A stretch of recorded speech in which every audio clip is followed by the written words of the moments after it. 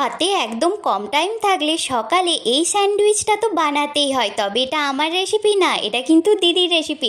এটা 5 মিনিটও লাগে না, এটা 2 মিনিটেই হয়তো হয়ে যায়। ডিমটাকে ভালো করে ভেজে নিয়েছে আর চিকেনগুলোকে গোলমরিচ গুঁড়ো নুন দিয়ে ভালো করে সেদ্ধ করে ছাড়িয়ে নিয়েছে।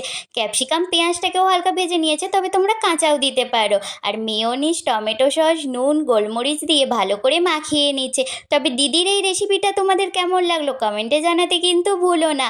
ভাবলাম দিদি যখন এই কম টাইমের স্যান্ডউইচটা যখন বানাচ্ছে, তখন ভাবলাম আমিও একটু ভিডিও করে তোমাদের সাথে শেয়ার করে দিই। কারণ তোমরা তো কম টাইমের রেসিপি দেখতে একটু বেশিই ভালোবাসো। আর কি, পাউরুটির মধ্যে ওই পুরটা ভালো করে ভরে ভরে দিয়ে ভালো করে সেঁকে নিচ্ছে। তবে বাটার দিয়েও তোমরা সেঁকে নিতে পারো, তার টেস্টটা কিন্তু আরও বেশি ভালো লাগে। তবে দিদি তো বাটার, অয়েল এগুলো একটু অ্যাভয়েড করে চলে, কিন্তু আমি একদম অ্যাভয়েড করি না, আমি ভরে ভরে দিই, কারণ আমার বেশ ভালো লাগে খেতে।